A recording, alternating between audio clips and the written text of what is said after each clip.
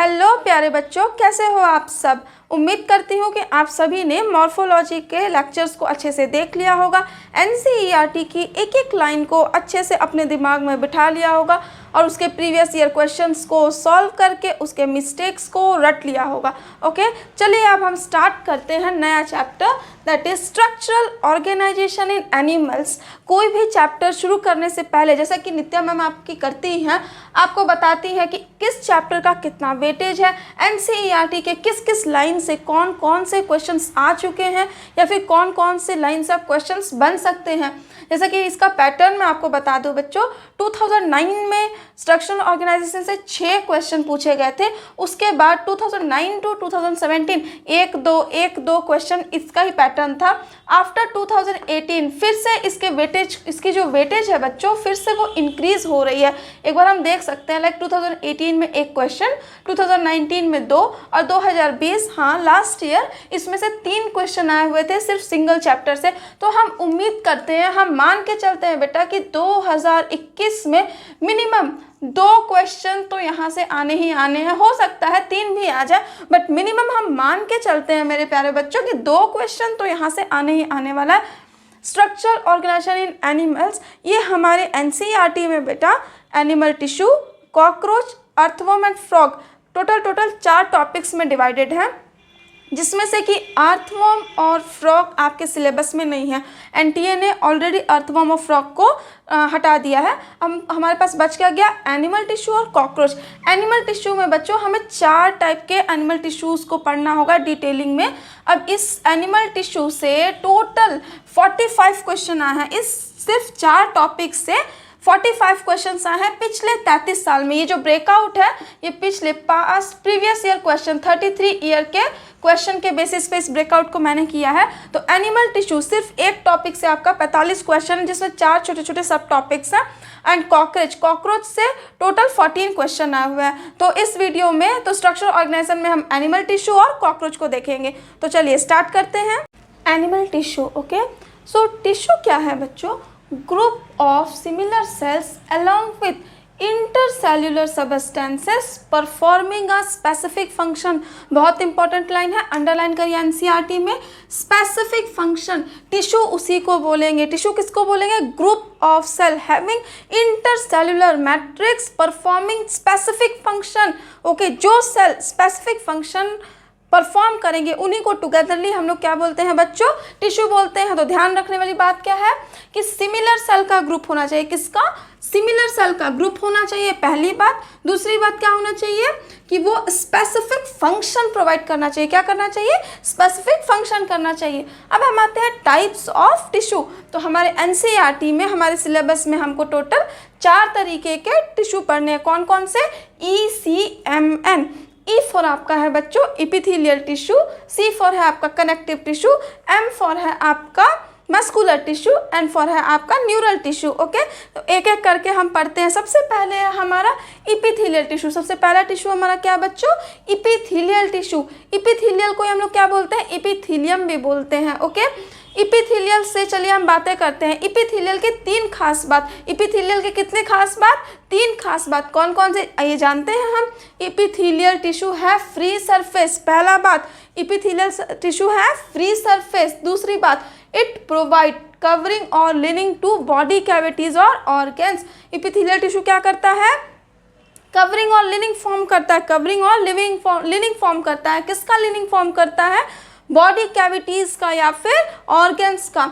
They have little intercellular matrix, बहुत important है। Epithelium tissue have little intercellular matrix along with free surface. तो epithelial tissue की बातें जान गए हम। इपिथेलियल टिश्यू कितनी बातें थी, 3 बातें थी। हाँ, श्वेता बन गए हम। इपिथेलियल टिश्यू कितनी बातें थी, 3। कौन कौन सी, पहली फ्री सरफेस होता है, दूसरा they form leaning of body cavities और ऑर्गन्स, तीसरा क्या है इनके पास, वेरी लिटिल इंटरसेल्युलर स्पेस होता है इनके पास। ओके, नेक्स्ट हम लोग आते हैं बच्चों, इपिथेलियल टिश्यू 2 तरीके का होता है। पहला है हमारा सिंपल इपिथेलियम टिश्यू और दूसरा क्या है हमारा compound epithelium tissue. Okay, simple epithelium tissue में क्या है, ये सिंगल लेयर होते हैं। सिंपल मतलब single, S for simple, S for singles. कहीं भी सिंपल इपिथीलियम, कहीं भी इपिथीलियम सिंपल आया मतलब बात किसकी हो रही है, ये सिंगल लेयर होते हैं, ठीक है। इनका फंक्शन क्या होगा, लाइनिंग। ये लाइनिंग किसकी बनाएंगे, बॉडी कैविटीज, ट्यूब्स और डक्ट्स की, जो हमने ऊपर देखा।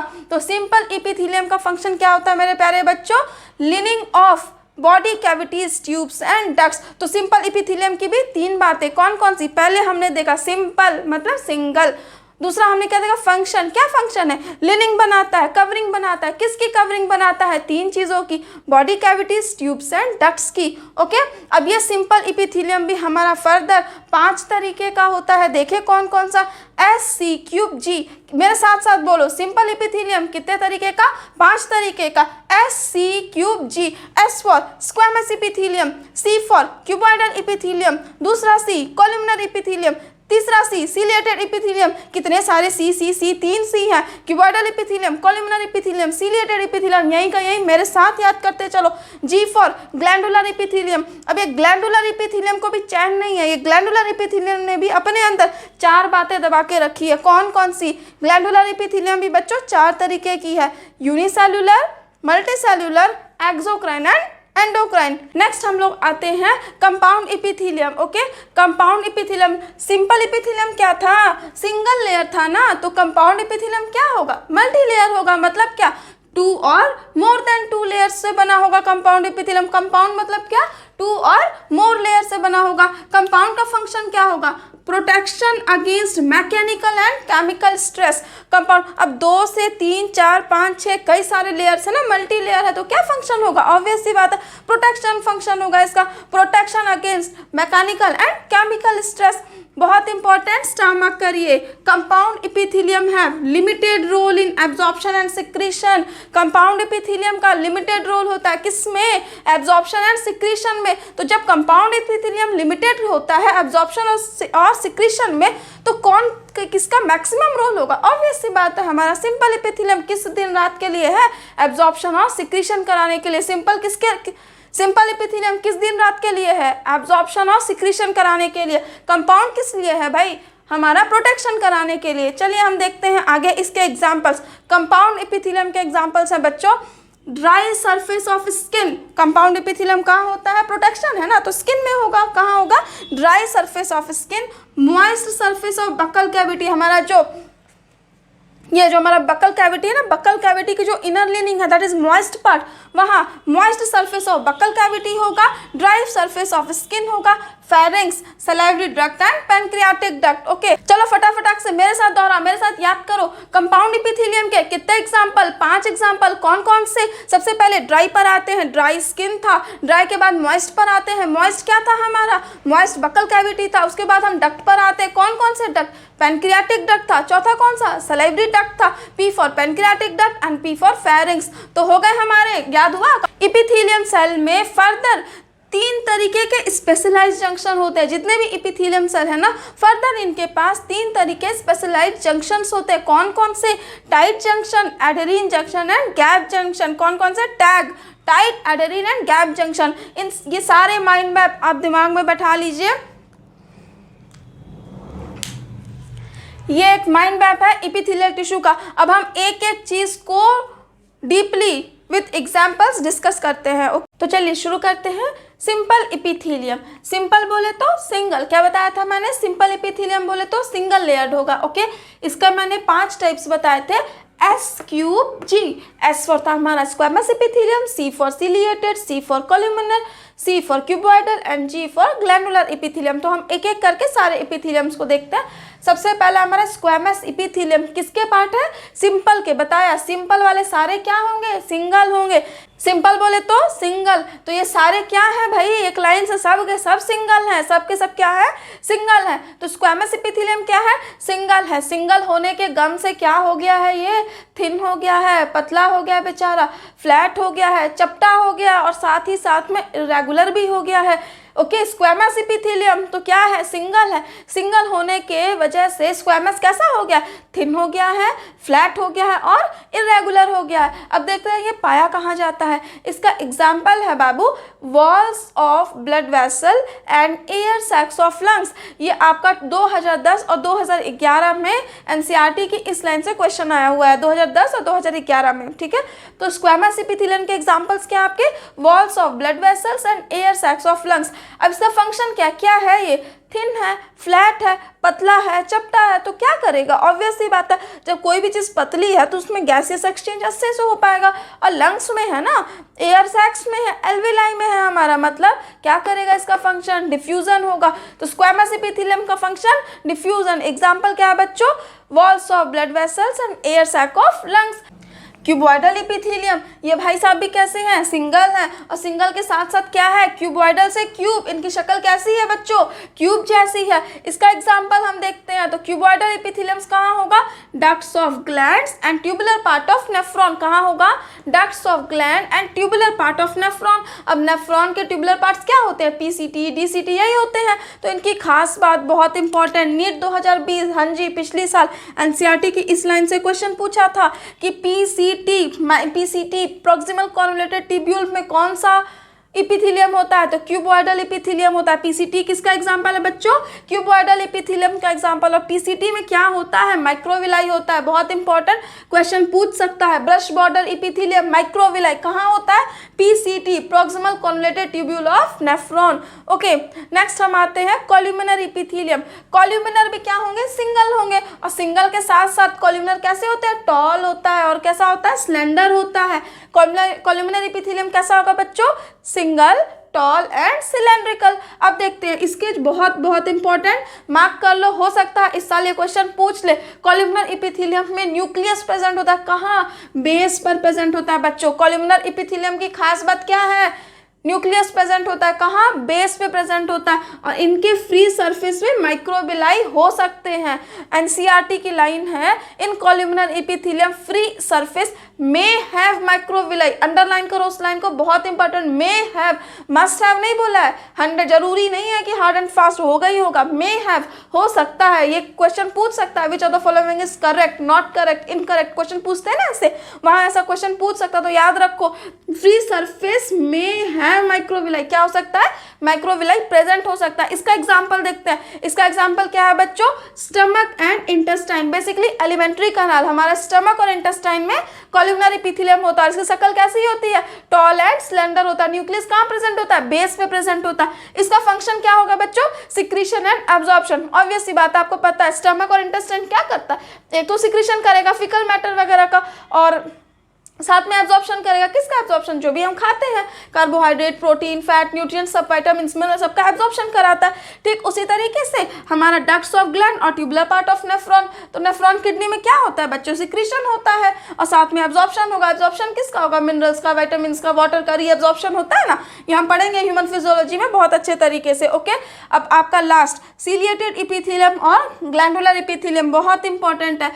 क्यूबॉइडल इपिथेलियम और कॉलमनर इपिथेलियम जब मॉडिफाई हो जाते हैं बच्चों, याद रखना, सिलिएटेड और ग्लैंडुलर इपिथेलियम क्या है, मॉडिफिकेशन है। किसके मॉडिफिकेशन है, क्यूबॉइडल इपिथेलियम और कॉलमनर इपिथेलियम के मॉडिफिकेशन है। सिलिएटेड इपिथेलियम मतलब क्या, सीलिया होगा। जब क्यूबॉइडल और कॉलमनर में सीलिया होगा तो क्या बनेगा, सिलिएटेड इपिथेलियम बनेगा। जब कॉलमनर और क्यूबॉइडल में सिक्रीशन होने लगेगा मॉडिफाई होके, तो क्या बनेगा बच्चों, ग्लैंडुलर इपिथेलियम बनेगा। 2019 में क्वेश्चन पूछा हुआ है, सिलिएटेड इपिथेलियम किसका मॉडिफिकेशन है, क्यूबॉइडल और कॉलमनर का। ओके, सिलिएटेड मतलब क्या, सीलिया मतलब क्या, ऐसे ऐसे छोटा छोटा सा सीलिया होता है ना, इस तरीके से स्ट्रक्चर होता है आपका। ये क्या काम करता है, मूवमेंट, कहीं भी सीलिया बोले, कहीं भी फ्लैजिला बोले, इसका मतलब क्या हो रहा है बच्चों, मूवमेंट हो रहा है। तो सिलिएटेड इपिथेलियम का क्या काम है, मूवमेंट ऑफ पार्टिकल्स और mucus in specific direction along the epithelium. NCERT की लाइन में बहुत इंपॉर्टेंट, अंडरलाइन कर लो। सिलिएटेड इपिथेलियम का काम क्या है, movement of particle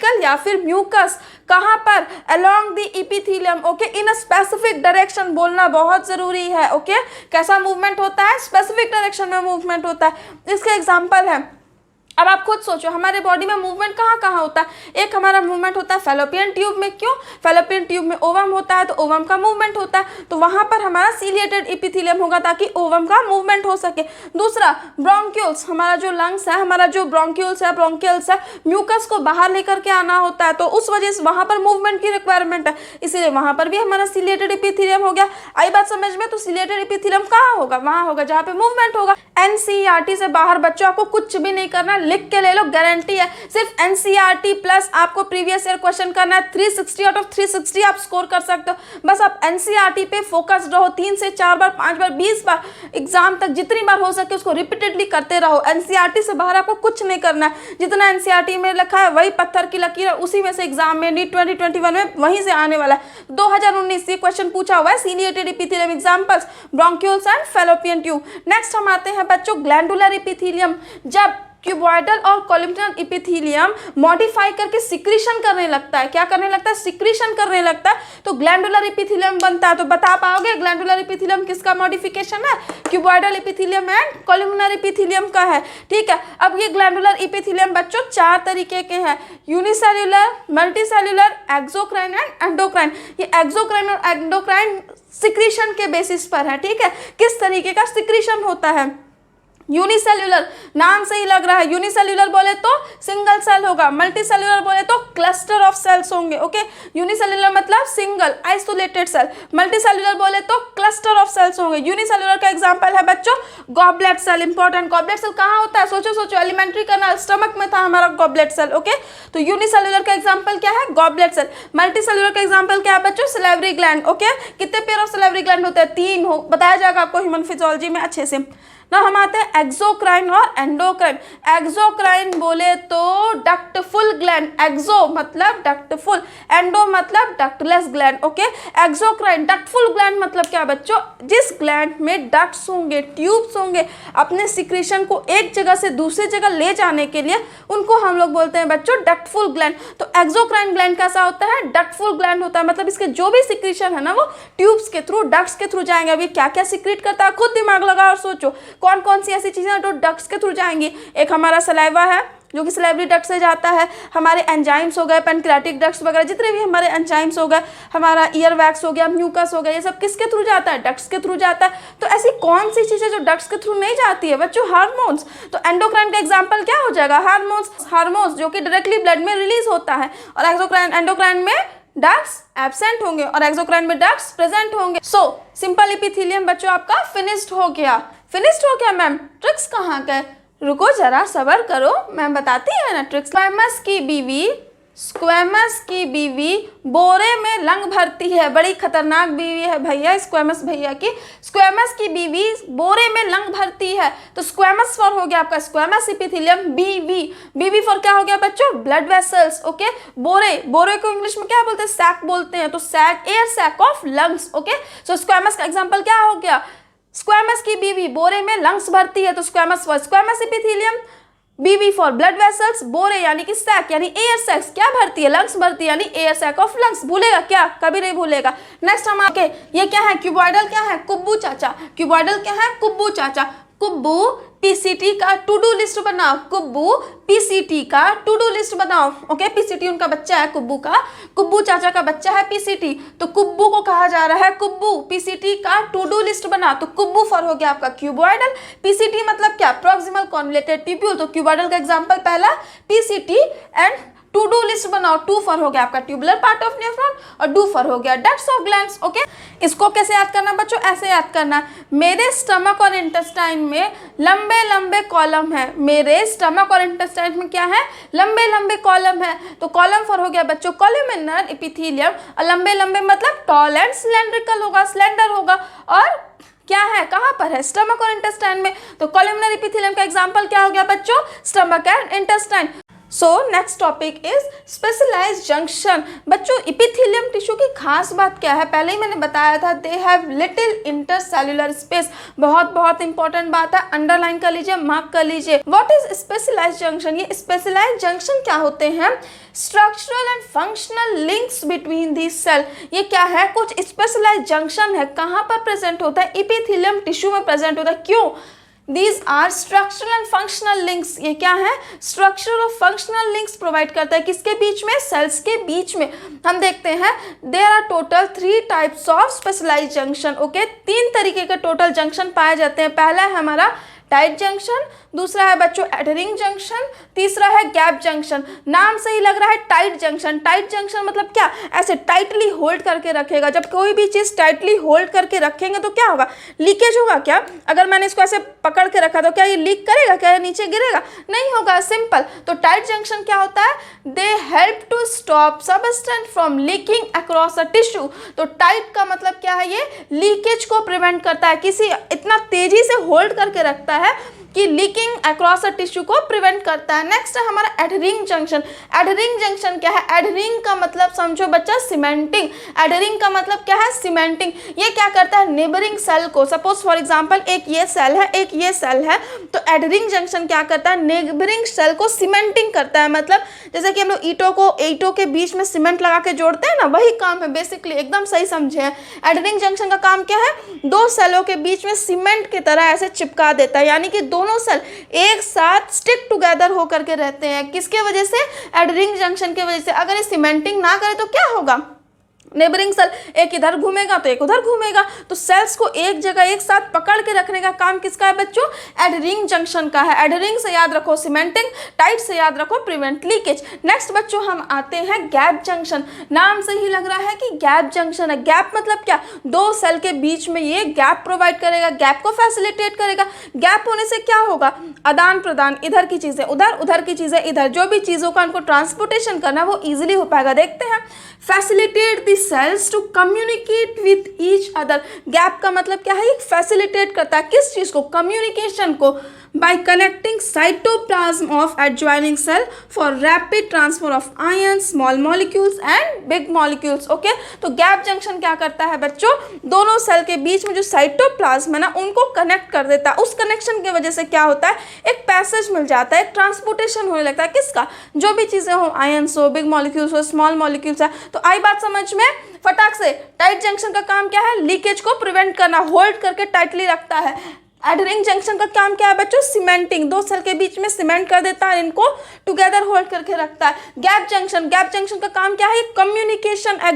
communication develop करता है। कैसे कम्युनिकेशन डेवलप करता है? साइटोप्लाज्म को लिंक करके। उस कम्युनिकेशन की वजह से क्या होता है? रैपिड ट्रांसफर होता है। किसका रैपिड ट्रांसफर होता है? हमारा, आपका ना बच्चों, आयन, स्मॉल मॉलिक्यूल्स और बिग मॉलिक्यूल्स का रैपिड ट्रांसफर होता है। Okay, so our next topic is connective tissue. बच्चों इपिथेलियम टिश्यू के बाद सबसे इंपॉर्टेंट टॉपिक इस चैप्टर का है कनेक्टिव टिश्यू। इपिथेलियम से सबसे ज़्यादा क्वेश्चन पूछे जाने के चांस है, और उसके बाद अगर कहीं से क्वेश्चन पूछेगा बच्चों तो कनेक्टिव टिश्यू से। ओके, सो कनेक्टिव टिश्यू की बातें जान लेते हैं हम। कनेक्टिव टिश्यू के कितने खास बातें हैं? कनेक्टिव टिश्यू के 4 खास बातें हैं। कनेक्टिव टिश्यू नाम से लग रहा मतलब क्या? कनेक्शन प्रोवाइड करेगा, कनेक्ट करेगा चीज़ों को। देखते हैं इसकी पहली खास बात, most abundant and widely distributed cell. Okay, most abundant and widely distributed tissue among complex animal. बहुत इंपॉर्टेंट लाइन है, इसको अंडरलाइन करिए। क्वेश्चन पूछ सकता है नीट में कि most abundant and widely distributed tissue कौन सा है? तो कनेक्टिव टिश्यू। हमारे पूरे बॉडी में सबसे ज्यादा कौन सा टिश्यू पाया जाता है? Most abundant and widely distributed कौन सा है? आपका कनेक्टिव टिश्यू है। स्पेशल फंक्शन, कनेक्टिव टिश्यू का स्पेशलाइज्ड फंक्शन क्या है बच्चों? Linking and supporting other tissue. Okay, तो इसकी दूसरी खास बात क्या है? इसका स्पेशल फंक्शन क्या है? Linking and support. क्या करता है? कनेक्टिव, नाम ही है तो ये लिंक करेगा, कनेक्शन प्रोवाइड करेगा, और साथ साथ में क्या करता है बच्चों? सपोर्ट प्रोवाइड करता है। इसकी हम तीसरी और बहुत इंपॉर्टेंट बात को, इसकी सबसे इंपॉर्टेंट राज को आइए जानते हैं। Except blood, all connective tissue secretes fibres of structural protein. Blood के अलावा जितने भी कनेक्टिव टिश्यू यहाँ लिखे हुए हैं ना बच्चों, ये सारे कनेक्टिव टिश्यू क्या सिक्रीट करते हैं? Fibres of structural protein. क्या करते हैं? स्ट्रक्चरल प्रोटीन्स के फाइबर सिक्रीट करते हैं, और उन फाइबर्स को हम लोग क्या बोलते हैं? कोलेजन और इलास्टिन। क्या बोलते हैं? एक बार और मेरे साथ, कोलेजन और इलास्टिन बोलते हैं। किसके अलावा? Except blood. बहुत इंपॉर्टेंट क्वेश्चन पूछ सकता है। इन फाइबर्स का फंक्शन क्या है? फाइबर्स के फंक्शन को याद रखो। फाइबर्स के फंक्शन को कैसे याद रखना, फेस्ट से, F for flexibility, E for elasticity and ST for strength. तो ये जो फाइबर्स ऑफ स्ट्रक्चरल प्रोटीन है कोलेजन और इलास्टिन, इनका काम क्या है बच्चों, फेस्ट प्रोवाइड करना। फेस्ट मतलब क्या, फ्लेक्सिबिलिटी प्रोवाइड करता है, इलास्टिसिटी प्रोवाइड करता है और क्या करता है, स्ट्रेंथ प्रोवाइड करता है। नेक्स्ट हम आते हैं कनेक्टिव टिश्यू पे। कनेक्टिव टिश्यू के टाइप्स पे, total 3 types of connective tissue होते हैं बच्चों, LCT, DCT एंड SCT। एक बार और फिर से मेरे साथ, LCT, DCT and SCT। LCT बोले तो लूज कनेक्टिव टिश्यू, DCT बोले तो डेंस कनेक्टिव टिश्यू, SCT बोले तो स्पेशलाइज्ड कनेक्टिव टिश्यू। फिर से LCT बोले तो लूज कनेक्टिव टिश्यू, DCT बोले तो डेंस कनेक्टिव टिश्यू, SCT बोले तो बच्चों स्पेशलाइज्ड कनेक्टिव टिश्यू। LCT में क्या होते हैं, यही जो सेल्स ऑफ फाइबर्स का ही तो खेल है। कनेक्टिव टिश्यू क्या है, सेल्स ऑफ फाइबर्स का ही तो खेल है। LCT मतलब लूज कनेक्टिव टिश्यू, यानी सेल्स और फाइबर्स यहाँ लूजली अरेंज्ड होते हैं, किसमें, सेमी फ्लूइड ग्राउंड सबस्टेंस। बहुत इंपॉर्टेंट, याद रखना, लूज है ना, तो लूज कनेक्टिव टिश्यू का ग्राउंड सबस्टेंस कैसा होता है, सेमी फ्लूइड होता है। और यहाँ पे सेल्स और फाइबर्स का अरेंजमेंट कैसा होगा, लूज होगा, इसीलिए तो उसका नाम लूज कनेक्टिव टिश्यू हमने रखा। ओके, LCT के 2 टाइप होते हैं बच्चों, areolar connective tissue and adipose connective tissue. ऐसे भी बोलो, एरियोरल लूज कनेक्टिव टिश्यू, ताकि याद रहे, areolar loose connective tissue, adipose loose connective tissue. अब हम एरियोरल और एडिपोज की बातें जानते हैं, आइए चलिए।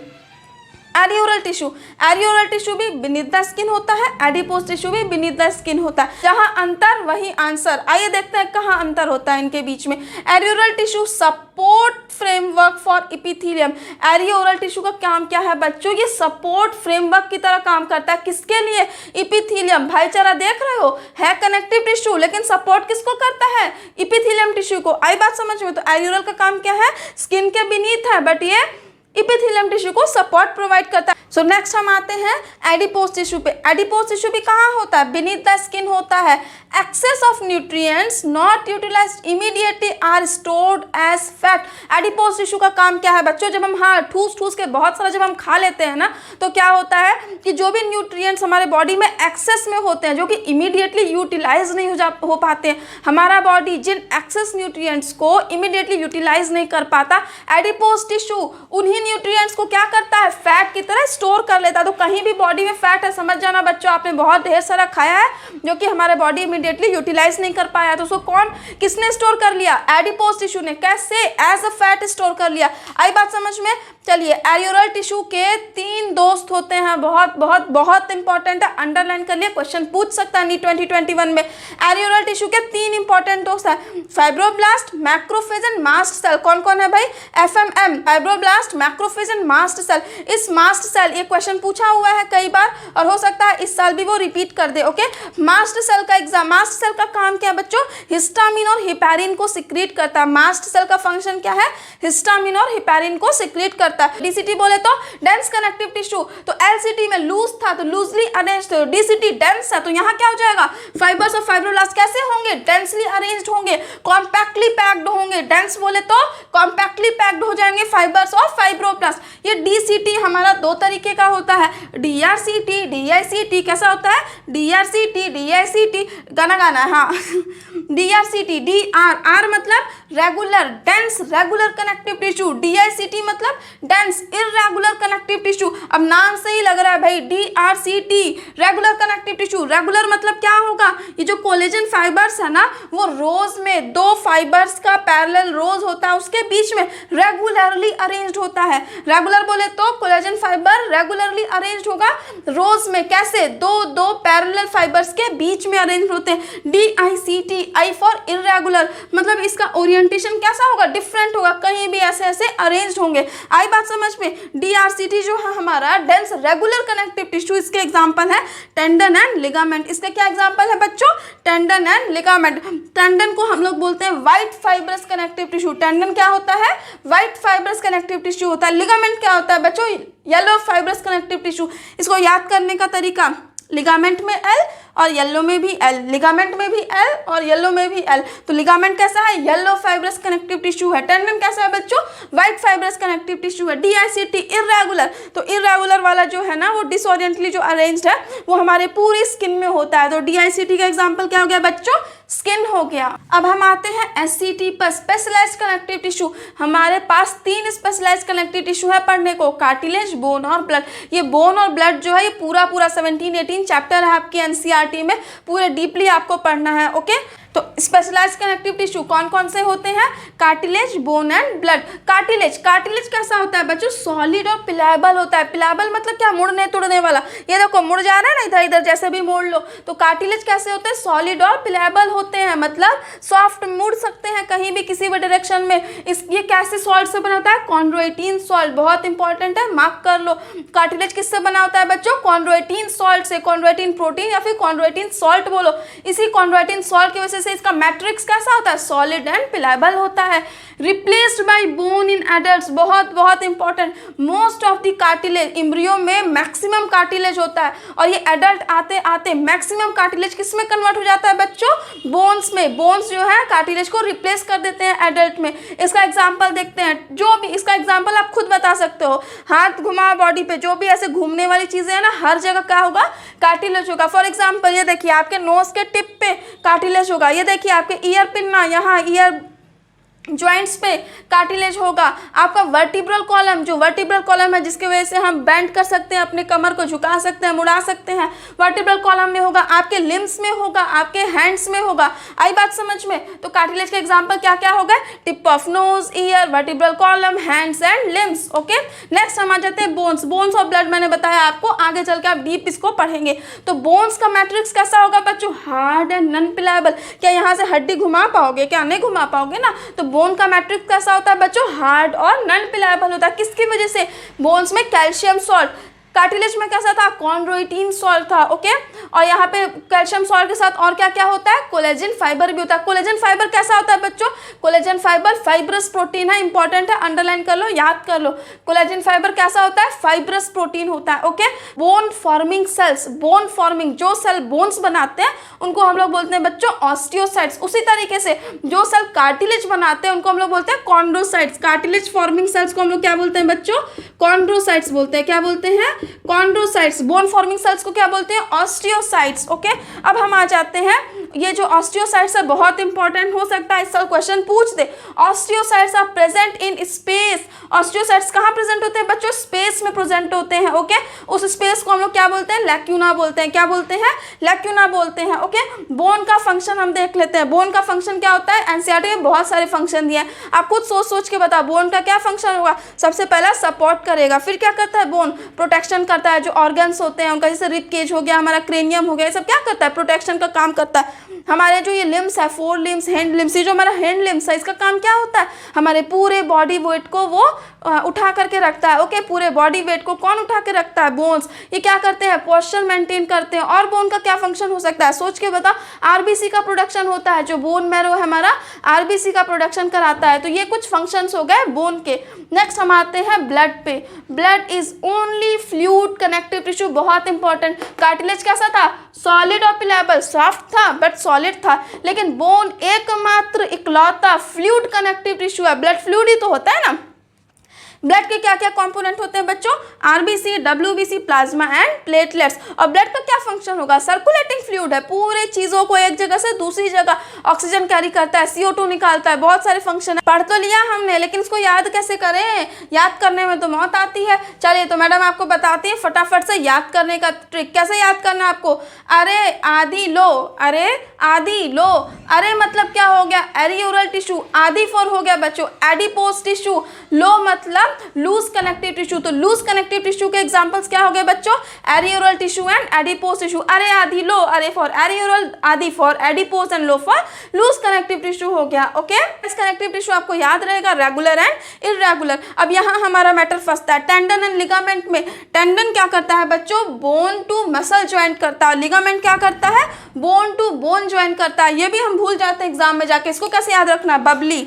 कैसे याद रखना आपको, बबली, बबली मतलब B for bone, L I for ligament. Okay, so bubbly यानी लिगामेंट का काम क्या है, बबलू नहीं बबली, तो लिगामेंट का काम क्या है बच्चों, बोन टू बोन अटैच करना, बबली, B for bone, L I for ligament. Okay, so our next topic is muscular tissue. हमने इपिथेलियल टिश्यू देख लिया, हमने कनेक्टिव टिश्यू देख लिया, अब हम क्या देखने जा रहे हैं बच्चों, मस्कुलर टिश्यू। तो मस्कुलर टिश्यू में क्या होता है, long cylindrical fibres. Muscular tissue में क्या होते हैं, लॉन्ग सिलेंड्रिकल फाइबर्स, और ये फाइबर्स कैसे अरेंज होते हैं, पैरेलली अरेंज होते हैं। कैसे अरेंज होते हैं बच्चों, ये फाइबर्स पैरेलली अरेंज होते हैं, and these fibres are composed of fine fibrils which is known as myofibrils.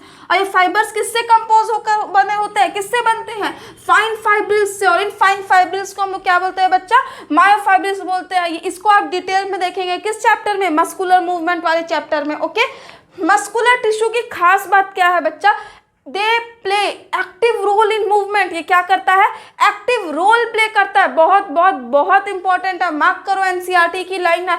हम एनसीईआरटी हर कोई पढ़ता है, लेकिन यही छोटी छोटी चीजें हैं जो हम मिस कर देते हैं, भूल जाते हैं। ये मेरा काम है। ओके, 360 आउट ऑफ 360 दिलाना आपको, ये मेरा काम है। ओके, सो मस्कुलर टिश्यू क्या करते हैं बच्चों, एक्टिव रोल प्ले करते हैं। कैसा रोल प्ले करते हैं, एक्टिव रोल प्ले करते हैं। किस में, मूवमेंट में। ये नहीं कि आप पैसिव लगा करके चले आए। ओके, तो मस्कुलर टिश्यू का काम क्या है, एक्टिव रोल प्ले करना। ओके, मस्कुलर टिश्यू 3 तरीके के होते हैं, skeletal muscle, smooth muscle and cardiac muscle. Skeletal muscle को हम लोग डिटेल ह्यूमन फिजियोलॉजी में डिस्कस करेंगे। स्केलेटल मसल, नाम से ही लग रहा है बच्चा, स्केलेटल मसल, तो ये मसल किससे अटैच होंगे, स्केलेटन से, बोन से अटैच होंगे। स्केलेटल बोले तो कहाँ प्रेजेंट होंगे, ये बोन्स में, स्केलेटल सिस्टम से, हमारे स्केलेटन से अटैच्ड होंगे। इसका एग्जांपल एनसीईआरटी में दे रखा है, बाइसेप्स। बाइसेप्स ये जितने भी मसल्स है ना बच्चा, ये स्केलेटल मसल के एग्जांपल्स होते हैं। ओके, और ये कैसे होते हैं, स्ट्रिप्ड होते हैं, स्ट्रिएटेड होते हैं, मतलब इनमें स्ट्रिएशंस प्रेजेंट होती है। स्केलेटल मसल्स में क्या होता है, स्ट्रिप्ड होते हैं, स्ट्रिएशंस प्रेजेंट होती है। ओके,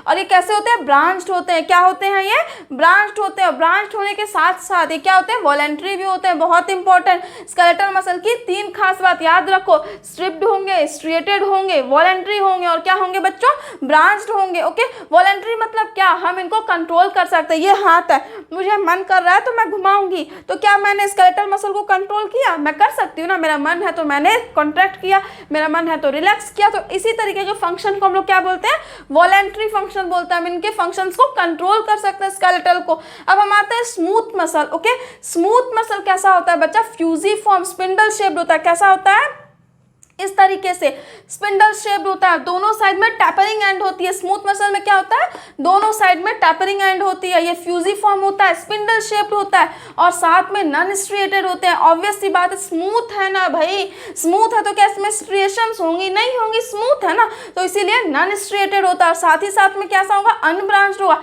ब्रांचिंग आ गई तो भी तो रफ हो जाएगा ना वो। तो स्मूथ मसल याद रखने के लिए बस मैं बता रही हूँ, स्मूथ मसल याद रखने के लिए, स्मूथ है तो स्ट्रिएशंस भी नहीं होंगी, ब्रांचिंग भी नहीं होंगी। और ये कैसी होती है, यूनिन्यूक्लिएटेड होती है। बहुत इंपॉर्टेंट क्वेश्चन पूछ सकता है। स्मूथ मसल कैसा होता है, नॉन स्ट्रिएटेड होता है, अनब्रांच्ड होता है, यूनिन्यूक्लिएटेड होता है, साथ में इनवॉलेंट्री मसल्स होते हैं। कैसे होते हैं ये, इनवॉलेंट्री, मतलब इनको हम कंट्रोल नहीं कर सकते। कंट्रोल नहीं कर सकते तो तुम खुद सोच के बताओ कहाँ होंगे, हॉलो इंटरनल ऑर्गन्स में होंगे, जैसे कि हमारा ब्लड वेसल्स में होंगे, जैसे कि स्टमक में होंगे, जैसे कि इंटेस्टाइन में होंगे। अब तुम बताओ, क्या तुम स्टमक के मसल को कंट्रोल कर सकते हो, तुम कह सकते हो अरे भैया अब तुम पेरिस्टलिसिस मूवमेंट शो करो, अब तुम मत करो, नहीं कर सकते ना। तो स्मूथ मसल कैसे होंगे, इनवॉलेंट्री होंगे। बहुत इंपॉर्टेंट लाइन, इसको अंडरलाइन करिए, स्टार मार्क करिए। Cell junction hold them together. जो सेल जंक्शंस, 3 तरीके के सेल जंक्शंस मैंने बताया था ना, तो adhering junction, cell junction smooth muscle को एक साथ होल्ड करके रखता है। आई बात समझ में, बहुत इंपॉर्टेंट पॉइंट। और स्मूथ मसल कहाँ होंगे, ऐसी जगह जहाँ हम कंट्रोल नहीं कर सकते। तो वो कौन सी जगह होंगी, ब्लड वेसल्स हो गया, स्टमक हो गया, इंटेस्टाइन हो गया। आई बात समझ में। नेक्स्ट हम आते हैं हमारा कार्डियक मसल। कार्डियक मसल ये क्या होते हैं, कंट्रैक्टाइल होते हैं। C for cardiac, C for contractile. Cardiac muscle कैसे होते हैं बच्चों, कॉन्ट्रैक्टाइल होते हैं। बहुत बहुत इंपॉर्टेंट, कार्डियक मसल सिर्फ और सिर्फ हार्ट में पाए जाते हैं। एक्सक्लूसिवली कहाँ पाए जाते हैं कार्डियक मसल, हार्ट में पाए जाते हैं। मतलब कार्डियक मसल ने हार्ट का प्रीमियम ले रखा, जैसे हम लोग नेटफ्लिक्स का लेते हैं ना, वैसे ही कार्डियक मसल ने हार्ट का प्रीमियम ले रखा। कार्डियक मसल सिर्फ और सिर्फ कहाँ पाया जाएगा, हार्ट में पाया जाएगा। यहाँ भी बहुत important point, cell junction fuse the plasma membrane and stick together. तो सेल जंक्शन क्या करता है, प्लाज्मा मेम्ब्रेन को फ्यूज करता है और दोनों सेल्स को जोड़ करके टुगेदरली स्टिक करके रखता है। कौन, सेल जंक्शन, किसके मसल्स को, कार्डियक मसल्स को। ओके, इसका बहुत बहुत इंपॉर्टेंट है, हो सकता है इस साल क्वेश्चन पूछ दे। ठीक, इंटरकलेक्टेड डिस्क, ये कैरेक्टरिस्टिक फीचर है किसका, कार्डियक मसल का। कार्डियक मसल में क्या पाया जाता है बच्चों, इंटरकलेक्टेड डिस्क पाए जाते हैं। ये इंटरकलेक्टेड डिस्क क्या है, कम्युनिकेशन जंक्शन है। दो कार्डियक मसल के बीच में जो कम्युनिकेशन जंक्शन होता है बच्चों, उसको हम लोग बोलते हैं क्या, इंटरकलेक्टेड डिस्क है। This allow cell to contract as unit. इसी इंटरकलेक्टेड डिस्क के वजह से कार्डियक मसल में सेल में क्या होता है, कॉन्ट्रैक्शन होता है। ये कॉन्ट्रैक्शन को अलाउ करता है। ये क्या होता है, ये भी स्ट्रिएटेड होगा, ब्रांच्ड होगा और इनवॉलेंट्री होगा। ये क्या होगा बच्चों, स्मूथ मसल की तरह इनवॉलेंट्री होगा और स्केलेटल मसल की तरह स्ट्रिएटेड और ब्रांच होगा। अब आप बताओ, क्या आप हार्ट मसल को, क्या आप कार्डियक मसल को कंट्रोल कर सकते हो? क्या आप उसको कह सकते हो अरे भाई दिल अब धड़कना बंद कर दो? नहीं कर सकते ना, आप उसको आप कंट्रोल नहीं कर सकते। इसीलिए कार्डियक मसल कैसे होंगे, इनवॉलेंट्री होंगे। बहुत बहुत इंपॉर्टेंट, ध्यान से सुनो, कार्डियक मसल स्ट्रक्चरली किसके तरह सिमिलर होंगे, स्केलेटल मसल की तरह। क्यों, क्योंकि ये भी ब्रांच्ड है, ये भी ब्रांच्ड है, ये भी स्ट्रिएटेड है, ये भी स्ट्रिएटेड है। आई बात समझ में? तो कार्डियक मसल स्ट्रक्चरली सिमिलर होंगे स्केलेटल मसल की तरह, बट फंक्शनली सिमिलर होंगे किसकी तरह, स्मूथ मसल की तरह। क्यों, क्योंकि स्मूथ मसल भी हमारा फंक्शनली कैसा है, इनवॉलेंट्री है। कार्डियक मसल भी हमारा फंक्शनली कैसा है, इनवॉलेंट्री है। आई बात समझ में? तो अगर पूछे तो कार्डियक मसल स्ट्रक्चरली किसके जैसा है, स्केलेटल मसल की तरह। अगर पूछे फंक्शनली किसके जैसा है, तो किसके जैसा है, स्मूथ मसल की तरह। Okay, so next and the last topic is neural tissue. Neural tissue में यहाँ बहुत ज्यादा कुछ नहीं है, बट आप इसको ह्यूमन फिजियोलॉजी में डिटेल में पढ़ेंगे। So neural tissue have greatest control over the body responsiveness. Most abundant tissue कौन सा था हमारा, कनेक्टिव टिश्यू। तो और ग्रेटेस्ट कंट्रोल किस टिश्यू का होता है, न्यूरल टिश्यू। ओके, सो न्यूरल टिश्यू क्या करता है, ग्रेटेस्ट कंट्रोल करता है किसको, बॉडी के रेस्पॉन्सिवनेस को, स्टिमुलस को। ग्रेटेस्ट कंट्रोल किसका है हमारे शरीर पर, न्यूरल टिश्यू का है, न्यूरल सिस्टम का है। ओके, और मोस्ट अबंडेंटली कौन पाया जाता है, connective tissue. Neural tissue, neural tissue का या फिर न्यूरल सिस्टम का यूनिट क्या हुआ है बच्चों, neurons. Okay, neurons are excitable. Neurons कैसे होते हैं, एक्साइटेबल होते हैं। कोई भी स्टिमुलस जब न्यूरॉन्स पे जाता है, कोई भी स्टिमुलस, तब ये क्या करते हैं, इलेक्ट्रिकल इंपल्स जनरेट करते हैं। न्यूरॉन्स स्टिमुलस मिलने के बाद क्या करते हैं, इलेक्ट्रिकल इंपल्स जनरेट करते हैं और ये इलेक्ट्रिकल इंपल्स ट्रिगर्स करते हैं। क्या करते हैं, ट्रिगर करते हैं। क्या ट्रिगर करते हैं, स्टिमुलेशन और इनहिबिशन ऑफ एडजेसेंट न्यूरॉन।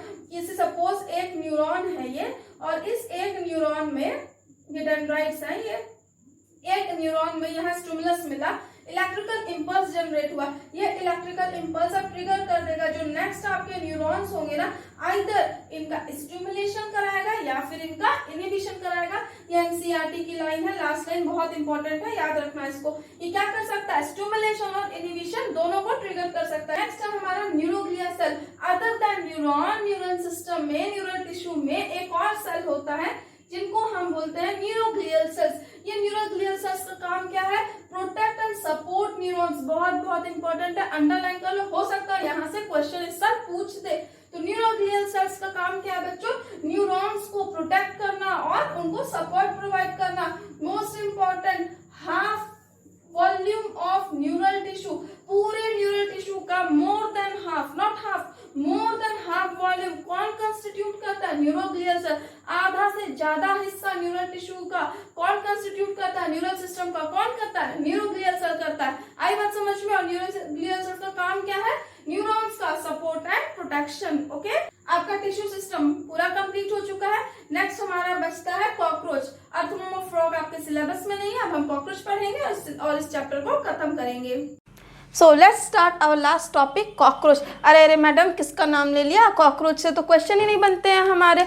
बहुत सारे आज तक मैंने जितने भी बच्चों को पढ़ाया सबका एक ही डाउट होता है, मैम कॉकरोच से क्वेश्चंस नहीं बनते। लेकिन आज के बाद, इस लेक्चर के फिनिश होने के बाद, ना ही सिर्फ कॉकरोच आपको समझ आने वाला है, बल्कि आप प्रीवियस ईयर के सारे क्वेश्चंस को आसानी से बना लोगे। ओके, नेक्स्ट कुछ 10 से 15 मिनट में ना सिर्फ कॉकरोच की एक एक लाइन, ना सिर्फ कॉकरोच आपको समझ में आने वाला है बच्चों, बल्कि पूरे माइंड मैप के थ्रू कॉकरोच आपके दिमाग में यहाँ बैठने वाला है, ताकि नीट 2021 में अगर कॉकरोच से कोई भी क्वेश्चन आता है तो आप उसको इजीली सॉल्व कर लो। ओके, तो चलिए शुरू करते हैं। कॉकरोच भैया से बात करते हैं। इनके कॉकरोच की कितनी बातें हैं? 5 बातें। चलिए एक एक करके जान लेते हैं। कॉकरोच कैसा होता है? ब्राउन और ब्लैक होता है। हमें मालूम है, हमने देखा है कॉकरोच कैसा होता है, आइदर ब्राउन या फिर ब्लैक कलर का होता है। लेकिन कुछ ट्रॉपिकल रीजन्स हैं जहाँ पे कॉकरोच हमारा लाल पीला हरा रंग का भी पाया जाता है। ओके, कुछ ट्रॉपिकल रीजन है जहाँ पर कॉकरोच हमारा लाल पीला हरा रंग का भी होता है।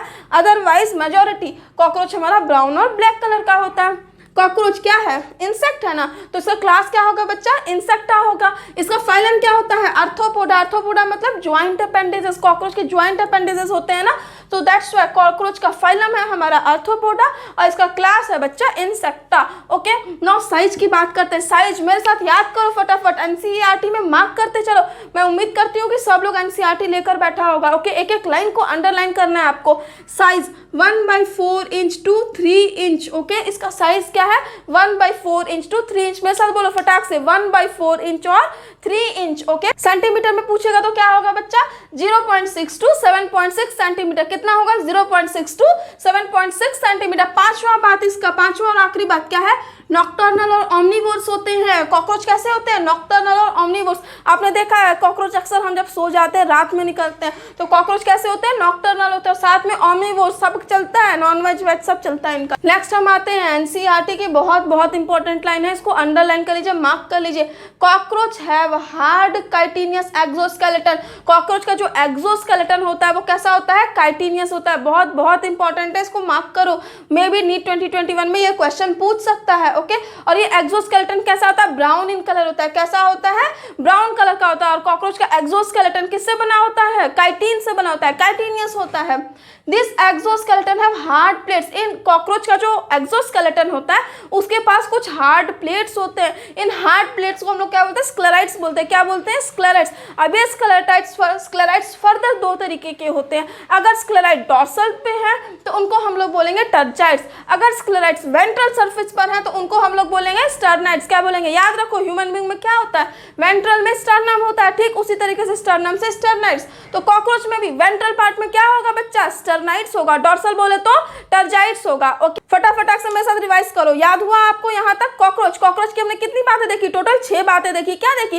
पहला तो ये ब्लैक या ब्राउन कलर का होगा। दूसरा बात हमने क्या देखा? अगर ट्रॉपिकल रीजन बोले तो लाल पीला हरा किसी भी कलर का पाया जा सकता है। तीसरा, इसके साइज की हमने बात की। साइज क्या होगा? 1/4 inch to 1/4 inch to 3 inches होगा। अगर हम सेंटीमीटर में देखें तो इसका साइज क्या होगा? 0.6 टू 7.6 सेंटीमीटर होगा। चौथा बात हमने क्या देखा? ये नॉक्टर्नल होता है, जब हम सो जाते हैं तब ये विचरण पे निकलते हैं। ओके, साथ में ओमनिवोर्स होते हैं, ये इनका दोनों चलता है, नॉन वेज भी चलता है, वेज भी चलता है। छठा मोस्ट इंपॉर्टेंट हमने क्या देखा? कॉकरोच के ऊपर एक्सोस्केलेटन स्ट्रक्चर होता है। वो एक्सोस्केलेटन स्ट्रक्चर किससे बना होता है?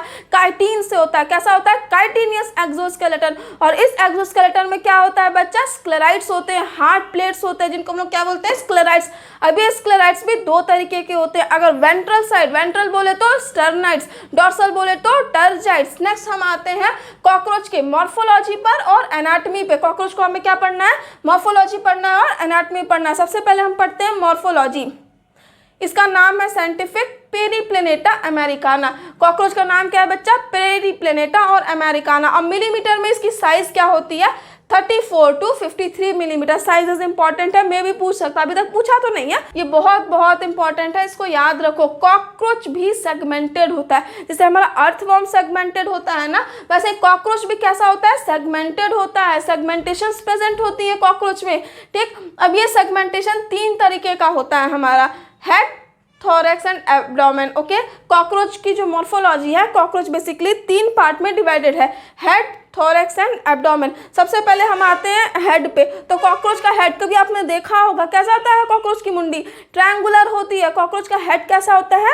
ट्रायंगुलर होता है। और ये उसके लॉन्गिट्यूडनल एक्सिस पे राइट एंगल मतलब परपेंडिकुलरली एडजस्टेड होता है। ओके, तो हेड में दो बातें याद रखना, पहला तो कैसा होता है, ट्रायंगुलर होता है, दूसरा ये कैसा प्रेजेंट होता है, anteriorly right angle perpendicularly present होता है। ओके, तीसरा बहुत बहुत इंपॉर्टेंट, इस लाइन को आप अंडरलाइन करिए, head is formed by fusion of 6 segment, 6 segment को फ्यूज करके एक मुंडी बनती है ट्रायंगुलर शेप की, जो कि 90 डिग्री पे फिक्स्ड होती है। ओके, 6 सेगमेंट को फ्यूज करके हेड बनता है कॉकरोच का, और इन हेड पर दो बड़े बड़े पेयर ऑफ कंपाउंड आईज होती है। कॉकरोच के पास क्या होती है, दो बड़े बड़े कंपाउंड, बहुत इंपॉर्टेंट है, याद रखो, कंपाउंड आईज होती हैं।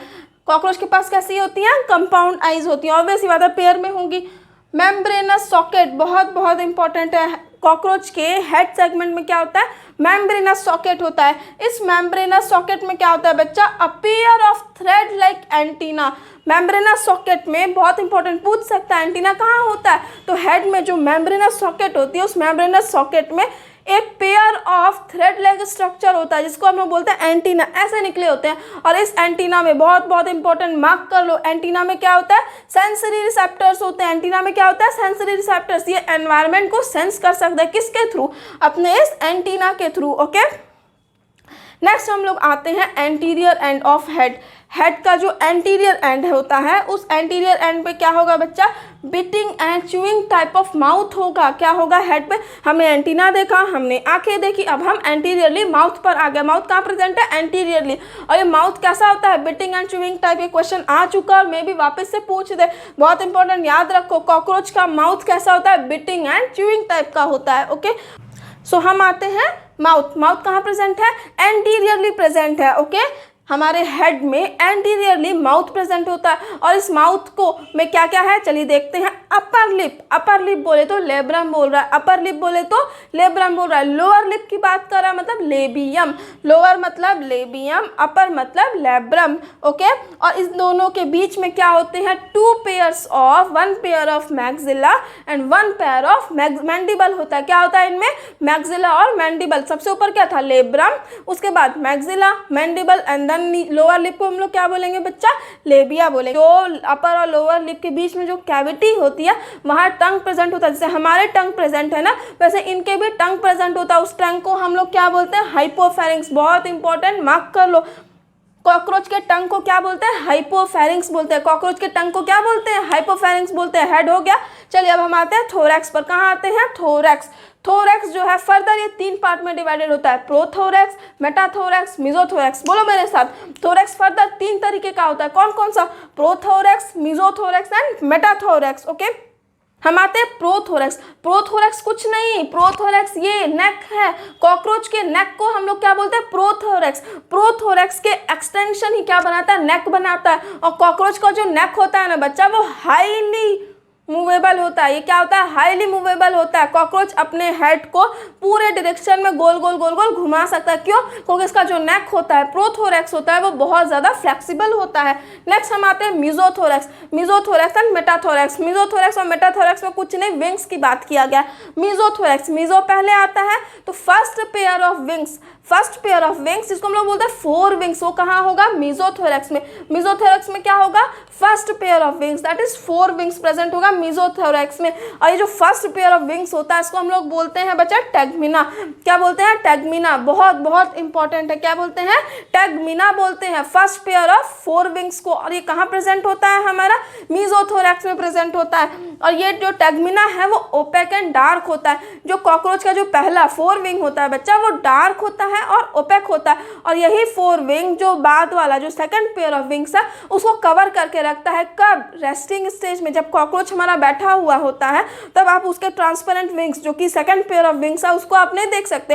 वो अपने जो ओपेक विंग्स है, जो 4 विंग्स है, उससे पीछे वाले विंग्स को, सेकंड पेयर ऑफ विंग्स को कवर करके रखता है। तो पहला वाला विंग्स हमारा मिजोथोरैक्स में होगा, तो सेकंड पेयर ऑफ विंग्स कहाँ पर होगा, हमारा ऑब्वियस ही बात है, मेटाथोरैक्स में होगा। Second pair of transparent and membranes wings, और इसका काम क्या है, फ्लाइट। इसका काम क्या है, फ्लाइट। बहुत इंपॉर्टेंट, मेटाथोरैक्स में जो विंग्स प्रेजेंट है वो उड़ने में हेल्प करता है। मिजोथोरैक्स वाला क्या है, वो सेकंड वाले को ढक करके रखता है। वो ओपेक होता है और कैसा होता है, डार्क कलर का होता है। और फर्स्ट विंग्स को हम लोग क्या बोलते हैं, टैगमिना बोलते हैं। क्या बोलते हैं, टैगमिना। कंफ्यूज हो गया क्या, टैगमिना, टर्जाइट्स, स्क्लेराइट्स, कंफ्यूज हो गया क्या, कंफ्यूज होना नहीं मांगता। एनसीईआरटी की एक एक लाइन इस रोड मैप के थ्रू आपके दिमाग में जाएगा, आप बस देखते रहो। सो नेक्स्ट हम लोग आते हैं एब्डोमेन। जैसा कि हमने देखा हेड में कितने सेगमेंट्स थे, टोटल 6 सेगमेंट के फ्यूजन से बना था हमारा हेड, हमारा नहीं सॉरी कॉकरोच का हेड। नेक्स्ट हमने क्या देखा, थोरैक्स। थोरैक्स में कितने सेगमेंट्स थे, 3 सेगमेंट थे। कौन कौन से, प्रोथोरैक्स, मेसोथोरैक्स एंड मेटाथोरैक्स। मेसोथोरैक्स में क्या था हमारा, 4 विंग्स था, जिसको हम लोग क्या बोलते हैं, टगमिना बोलते हैं। मेटाथोरैक्स में क्या था, सेकंड पेयर ऑफ विंग्स था, ओके, जो कि फ्लाइट में हेल्प करता है। नेक्स्ट हम आते हैं एब्डोमेन। एब्डोमेन में टोटल 10 सेगमेंट्स होते हैं। एब्डोमेन में कितने सेगमेंट्स होते हैं, टोटल 10 सेगमेंट्स होते हैं। फीमेल और मेल में हम लोग अलग अलग बातें देखेंगे। फीमेल में क्या होता है, जो 7 सेगमेंट होता है that is boat shape. Female का 7 सेगमेंट याद करो कैसा होता है, बोट शेप का होता है। और ये 7 सेगमेंट अलॉन्ग विथ 8th और 9th मीन्स 7, 8, 9th ये क्या बनाता है, ब्रूड पाउच या फिर जेनेटल पाउच बनाता है। तो फीमेल्स में ब्रूड और जेनेटल पाउच बोले तो क्या बोलोगे, 7, 8, 9, क्या बोलोगे, ब्रूड और जेनेटल पाउच 7, 8, 9। नेक्स्ट हम लोग आते हैं ये जो ब्रूड पाउच और जेनेटल पाउच के एंटीरियर, याद रखना बहुत जरूरी है, एंटीरियर और पोस्टीरियर। अभी तक मैंने पोस्टीरियर का नाम नहीं लिया, हर जगह एंटीरियर एंटीरियर है, तो कॉकरोच का क्वेश्चन है तो एंटीरियर मारना, फिर भी याद करो समझो। सो ब्रूड और जेनेटल पाउच के एंटीरियर में 3 बातें होती हैं। पहला बात फीमेल जीनोपोर प्रेजेंट होता है, दूसरा बात स्पर्मैथिकल पोर्स होता है, तीसरा बात कोलेटरल ग्लैंड्स होते हैं। सो जेनेटल पाउच के एंटीरियर में क्या क्या होती हैं, 3 चीजें होती हैं। कौन कौन सी, फीमेल जीनोपोर होगा, स्पर्मैथिकल पोर होगा और कोलेटरल ग्लैंड्स। बहुत इंपॉर्टेंट, फीमेल में है कोलेटरल ग्लैंड। जहाँ पे फीमेल का सिस्टम खत्म होता है वहीं से मेल का सिस्टम शुरू होता है। जहाँ पे फीमेल का खत्म वहीं से मेल का शुरू। तो फीमेल का सिस्टम कहाँ खत्म हुआ, 9th सेगमेंट पे। कहाँ खत्म हुआ बच्चा, 9th सेगमेंट में। तो मेल का भी कहाँ से स्टार्ट होगा, 9th सेगमेंट पे। सो मेल में, जो मेल में जेनेटल पाउच होता है वो डॉर्सल साइड में 9th और 10th सेगमेंट पे प्रेजेंट होगा। डॉर्सल साइड में किसमें, 9th और 10th सेगमेंट पे। फीमेल कहाँ खत्म हुई, 9th पे, तो मेल भी कहाँ पे शुरू होगा, 9th पे। तो डॉर्सल साइड में 9th प्लस 10th टर्गा में आपका जेनेटल पाउच होगा मेल के केस में। और वेंट्रल साइड में क्या होगा, सिर्फ 9th स्टर्ना। वेंट्रल बोले तो सिर्फ 9th स्टर्ना तक ही होगा, और डॉर्सल बोले तो 9th प्लस 10th स्टर्ना हम लोग देखेंगे, ओके। डॉर्सल में क्या प्रेजेंट होता है, एनस प्रेजेंट होता है। डॉर्सल में क्या प्रेजेंट होगा, मेल के केस में एनस प्रेजेंट होगा। वेंट्रली मेल के केस में वेंट्रल जो 9th सेगमेंट होता है वहां क्या प्रेजेंट होगा, मेल जेनाइटल पोर और गोनापोफाइसिस। मेल जेनाइटल पोर और गोनापोफाइसिस। गोनापोफाइसिस बोले तो मेल की बात कर रहा है, मेल जेनाइटल पोर। और ये कहाँ होगा, जहाँ पे फीमेल का खत्म हुआ यानी कि 9th, और कहाँ, वेंट्रली 9th स्टर्नम में क्या होता है, मेल जेनाइटोपोर दैट इज गोनापोफाइसिस होगा। बहुत बहुत इंपॉर्टेंट है, कई बार क्वेश्चन पूछ चुका है, मे भी इस साल फिर से आ जाए। मेल्स में एनल स्टाइल्स प्रेजेंट होता है। मेल क्या होता है, स्टाइल मारते हैं ना, जैसे स्पाइक स्पाइक बना के बाल वाल खड़ा करके, तो याद रखना मेल कॉकरोच के मेल्स में क्या होगा, एनल स्टाइल्स होता है। बट फीमेल में एनल स्टाइल्स एब्सेंट होगा। मेल में क्या होगा बच्चा, एनल स्टाइल्स प्रेजेंट होगा। और लास्ट बात, मेल और फीमेल दोनों में 10th सेगमेंट में एनल सर्काई होगा, ओके। सो एनल सर्काई 10th सेगमेंट में, मेल बोले या फीमेल बोले, एनल सर्काई दोनों में प्रेजेंट होगा। नेक्स्ट हम लोग आ जाते हैं एनाटॉमी ऑफ कॉकरोच। एनाटॉमी में बेसिकली हमको अलग अलग डिफरेंट सिस्टम्स पढ़ने हैं। पहला है हमारा एलिमेंट्री सिस्टम और alimentary canal. Alimentary canal, alimentary system के भी 3 रीजन होते हैं। कितने रीजन होते हैं, 3। कौन कौन से, foregut, midgut and hind gut. क्या क्या होगा, foregut, midgut and hind gut होगा हमारा, ठीक है। फोरगट में क्या होगा, खुद से सोचो। फोरगट में माउथ होगा। माउथ हमने ऑलरेडी देखा था, माउथ में क्या था, अपर लिप था लेब्रम, लोअर लिप था लेबियम, दोनों के बीच में था pair of mandibles and mandibles and, जल्दी से बताओ, मैंडिबल्स एंड मैक्सिला। क्या होगा, pair of mandibles and maxilla होगा। और इनके कैविटी में क्या था, टंग था। उस टंग को हम लोग क्या बोलते हैं, हाइपोफेरिंक्स बोलते हैं। तो माउथ तो तेज होगा, अब माउथ हमको ऑलरेडी मालूम है। माउथ कहाँ पे ओपन होगा, mouth is followed by pharynx. Mouth is followed by, जैसे हमारा वैसे इमेजिन करो, mouth is followed by pharynx, pharynx is followed by oesophagus and then oesophagus is followed by crop. हमारे में क्रॉप नहीं होता, हमारे में स्टमक होता है ना, वैसे कॉकरोच में स्टमक की जगह रिप्लेस कर दो क्रॉप। क्रॉप क्या करता है, फूड स्टोरेज करता है। क्या करता है, फूड स्टोरेज। तो माउथ था, माउथ से कहाँ गया, फेरिंग्स, फेरिंग्स से कहाँ गया, ईसोफेगस, ईसोफेगस में कहाँ गया, क्रॉप। क्रॉप का काम क्या है, फूड स्टोरेज।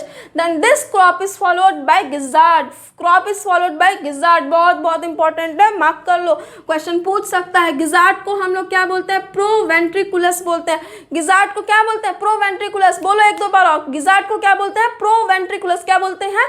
प्रोवेंट्रिकुलस बोलते हैं। ये गिजार्ड में क्या होता है? Outer thick circular muscle, gizzard में ऊपर में दोनों थिक मसल होंगे, आउटर में भी और इनर में भी। आउटर थिक सर्कुलर मसल होता है, कैसा होता है?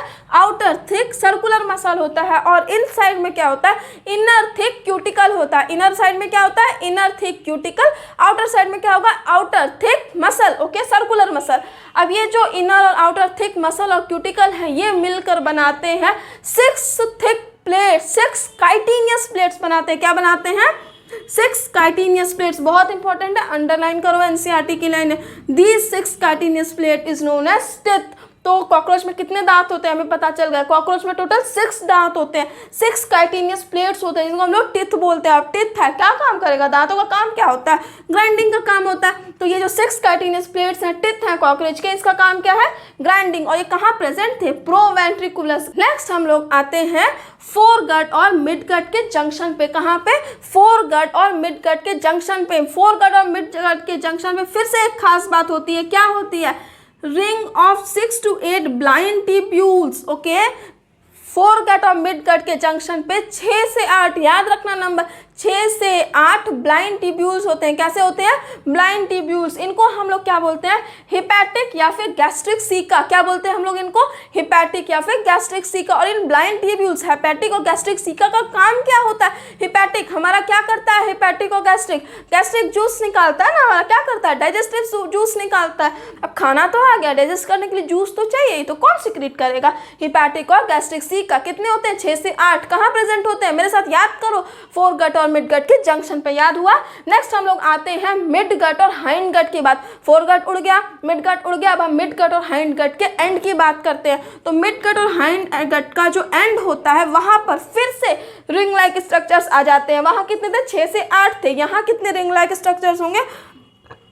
100 to 150। यहाँ कितने होते हैं? 100 से 150 yellow colour thin filamentous ring like structure होते हैं। मिडगट और हाइंडगट में क्या होते हैं? 100 से 150 येलो कलर का, डायग्राम आप देखोगे एनसीईआरटी का दे रखा है, येलो कलर का थिन फिलामेंट होता है, उसको हम लोग बोलते हैं मालपिगियन टिब्यूल्स। क्या बोलते हैं? Malpighian tubules. मालपिगियन टिब्यूल्स बहुत बार सुना होगा। इंसेक्टा कॉकरोच का क्या है? एक्सक्रीटरी ऑर्गन है। कॉकरोच का क्या है? मालपिगियन टिब्यूल एक्सक्रीटरी ऑर्गन है, ओके।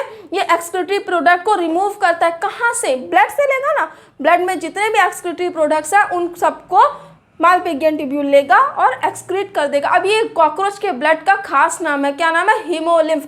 कॉकरोच के ब्लड को हम लोग क्या बोलते हैं? हीमोलिम्फ बोलते हैं। नेक्स्ट हम आते हैं at the end of hindgut. Hindgut का जो एंड होता है वो ब्रॉडर होता है मिडगट से। याद रखो, एंडगट कॉकरोच का आपने इमेज देखा होगा, याद रखो। हाइंडगट का जो एंड होता है ना, वो मिडगट से ब्रॉडर होता है। हाइंडगट क्या होता है? मिडगट से ब्रॉडर होता है। हाइंडगट में क्या होता है? इलियम, कोलोन एंड रेक्टम होता है। क्या होगा? Ileum, colon and rectum. और ये रेक्टम फर्दर कहाँ खुलेगा, कहाँ ओपन होगा? एनएस में। तो कॉकरोच का एलिमेंट्री कैनाल छपा कि नहीं छपा? छप गया ना, फटाक से देखते हैं। एलिमेंट्री कैनाल कॉकरोच का 3 रीजन था, फोरगट, मिडगट, हाइंडगट। फोरगट में क्या था? माउथ। माउथ कहाँ खुलेगा? फेरिंग्स में। फेरिंग्स कहाँ खुलेगा? ईसोफेगस में। ईसोफेगस कहाँ खुलेगा? हम में स्टमक होता है, कॉकरोच में क्रॉप होता है। क्रॉप का काम क्या होगा? Food storage. और ये क्रॉप इज फॉलोड बाय किसके? गिजार्ड के। गिजार्ड को क्या बोलते हैं? प्रोवेंट्रिकुलस। मेरे साथ याद करो, आंखें बंद करके रिवाइज करो। गिजार्ड में क्या होगा? प्रोवेंट्रिकुलस। और ये गिजार्ड क्या होता है? 6 काइटिनियस प्लेट्स होते हैं, जिनको हम लोग टीथ बोलते हैं। और ये आउटर थिक सर्कुलर मसल से कवर होता है, इनर थिक क्यूटिकल होता है। अब इस दांत का काम क्या है? ग्राइंडिंग होगा। दांतों से काम क्या करेगा? ग्राइंडिंग करेगा। अब फोरगट और मिडगट का जो जंक्शन था, उस जंक्शन में क्या होंगे? 6 से 8 ब्लाइंड टिब्यूल्स के रिंग होते हैं। उनका क्या बोलते हैं हम लोग? हिपैटिक और गैस्ट्रिक सीका। अब इन हेपैटिक और गैस्ट्रिक सीका का काम क्या होता है बच्चा? डाइजेस्टिव जूस सिक्रीट करना for digestion. Now next, midgut और हाइंडगट का जो एंडिंग होता है, वहां पे further 100 to 150 ring like filamentous yellow colour के ट्यूब्स होते हैं, जिनको हम लोग बोलते हैं मालपिगियन टिब्यूल्स। हमने पढ़ा है मालपिगियन टिब्यूल्स का काम क्या होता है? एक्सक्रीशन होता है। ये क्या करता है? हीमोलिम्फ ब्लड से एक्सक्रीटरी प्रोडक्ट्स को लेकर के बाहर एक्सक्रीट आउट कर देता है। हाइंड लिम्फ फर्दर ये ब्रॉडर होता है किससे, मिड गट से, और क्या कंसिस्ट करता है, ileum, colon and rectum, okay. और रेक्टम फर्दर किस में खुलता है, एनस में खुलता है। नेक्स्ट हम लोग आ जाते हैं anatomy of circulatory system. Circulatory system कैसा होता है, गंदा वाला होता है, घटिया वाला होता है, दैट इज ओपन टाइप होता है। ओपन बोले तो पुअरली डेवलप्ड होगा। पुअरली डेवलप्ड होगा मतलब उसमें कोई भी आर्टरीज और वेन्स नहीं होंगी, तो क्या होगा, यहाँ पे स्पेस होगा, साइनस होगा। उस स्पेस और साइनस को हम लोग क्या बोलते हैं, हीमोसील बोलते हैं। ब्लड को क्या बोले थे, हीमोलिम्फ, और स्पेस को क्या बोलते हैं, हीमोसील। इस हीमोसील स्पेस में क्या होते हैं, ढेर सारे ऑर्गन्स होते हैं, और they are directly bathe in the blood. Directly blood आकर के वहां पे ऐसे सबको नहला देता है, कोई ट्यूब्स, आर्टरीज, वेन्स नहीं होती इसमें। हीमोलिम्फ जो कॉकरोच का ब्लड है वो कैसा होता है बच्चा, कलरलेस प्लाज्मा एंड हीमोसाइट्स होते हैं। जैसे हमारे पास इरिथ्रोसाइट्स, ल्यूकोसाइट, डब्ल्यूबीसी सब सेल्स होते हैं ना, उसी तरीके से हीमोलिम्फ में भी क्या होंगे, सेल होंगे। और कॉकरोच के हीमोलिम्फ के सेल को हम लोग बोलेंगे हीमोसाइट्स। हीमोलिम्फ, हीमोसाइट्स। और ये कैसे होते हैं, कलरलेस प्लाज्मा। क्वेश्चन पूछ सकता है कॉकरोच का प्लाज्मा कैसा होता है बच्चा, कलरलेस होता है, ओके। ये क्या सर्कुलेटरी सिस्टम देख रहा है और हार्ट ना देखें, ऐसा हो ही नहीं सकता। अब हम लोग कॉकरोच के क्या दिन आ गया, कॉकरोच के हार्ट को पढ़ो, चलो पढ़ते हैं। कॉकरोच का हार्ट कैसा होता है, elongated muscular tube like structure होता है। कैसा होता है, elongated muscular tube like structure होता है, and it is present along the mid dorsal line of thorax and abdomen। thorax और abdomen के पूरे मिड लाइन के along हमारा हार्ट, जो हमारा हार्ट ने कॉकरोच का हार्ट प्रेजेंट होता है, okay. And they have funnel shape chamber, जिसको हम लोग बोलते हैं ऑस्टिया। बहुत बहुत इंपॉर्टेंट है, कॉकरोच के हार्ट में फनल शेप्ड स्ट्रक्चर्स होते हैं जिनको हम लोग बोलते हैं ऑस्टिया। अब इसमें हम लोग ब्लड का सर्कुलेशन देखते हैं कैसे होता है, साइनस से ऑस्टिया, ऑस्टिया से हार्ट, एंड फर्दर फिर हार्ट से साइनस। कैसे होता है, साइनस से ऑस्टिया, ऑस्टिया से हार्ट, फिर हार्ट कहाँ ले जाता है, वापस से साइनस पे। आई होप यहाँ तक आपको सारा कुछ क्लियर होगा, सब कुछ याद हो चुका होगा। So next and last topic of cockroach. अभी हमें 4 और सिस्टम पढ़ने हैं, कौन कौन से, respiratory system, excretory system, reproductive system and nervous system. सबसे पहला है हमारा रेस्पिरेटरी सिस्टम। रेस्पिरेटरी सिस्टम में क्या होता है बच्चा, network of trachea open through 10 pairs of small holes called spiracles, okay. Respiratory system में क्या होता है, respiratory system consist of network of trachea. किसका नेटवर्क होता है, ट्रेकिया का। याद करते चलो मेरे साथ, network of trachea opens through 10 pairs, कितने पेयर है, 10 pair of small holes, that is known as spiracles. S for spiracles, S for sphincter. याद रखना है, ये स्पैरिकल्स को कौन कंट्रोल करता है, स्फिंक्टर मसल कंट्रोल करता है। कौन करता है, sphincter muscles, and these spiracles are present on the lateral side, okay. तो फटाफटाक से रेस्पिरेटरी सिस्टम ने हमने क्या देखा कि respiratory system consist of network of trachea, और ये नेटवर्क ऑफ ट्रेकिया में क्या होता है, 10 पेयर्स ऑफ स्मॉल होल्स होते हैं जिनको हम लोग स्पैरिकल्स बोलते हैं। ये स्पैरिकल्स स्फिंक्टर मसल से कंट्रोल्ड होते हैं, और ये कहाँ प्रेजेंट होते हैं, लेटरल साइड में प्रेजेंट होते हैं। ये ट्रेकिया ट्रेकियल ट्यूब बनाता है, ये ट्रेकियल ट्यूब्स के फर्दर सब डिविजन्स होते हैं, ट्रेकियोल्स।